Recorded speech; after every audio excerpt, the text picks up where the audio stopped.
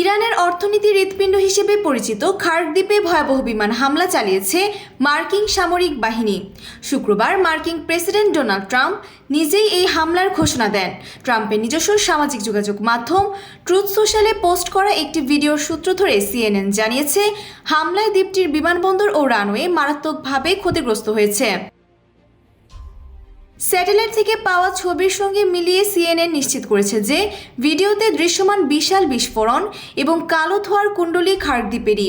Hormuz প্রণালী নিকটবর্তী এই দ্বীপটি ইরানের জন্য কতটা গুরুত্বপূর্ণ তা এর তেল রপ্তানি পরিসংখ্যানে স্পষ্ট। ইরানের মোট অপরিশোধিত তেলের প্রায় 90 থেকে 95% এই দ্বীপের মাধ্যমেই বিশ্ববাজারে সরবরাহ করা হয়। RICL TMX, যুগের পর যুগ স্থাপনা থাকে মজবুত। ট্রাম্প জানিয়েছেন, যুদ্ধের তীব্রতা বৃদ্ধি এবং জ্বালানি প্রবাহে বাধার কারণে সৃষ্ট গভীর বৈশ্বিক অর্থনৈতিক সংকটের মধ্যেই সামরিক স্থাপনাগুলো লক্ষ্য করে এই অভিযান চালানো হয়েছে। বিশ্লেষকরা মনে করছেন, ইরানের প্রধান বন্দর ও বৃহত্তম নৌপথ সংবলিত এই ভূখণ্ডে আঘাত হানার অর্থ হল দেশটির অর্থনৈতিক মূল ভিত্তিকে ধসিয়ে দেয়া।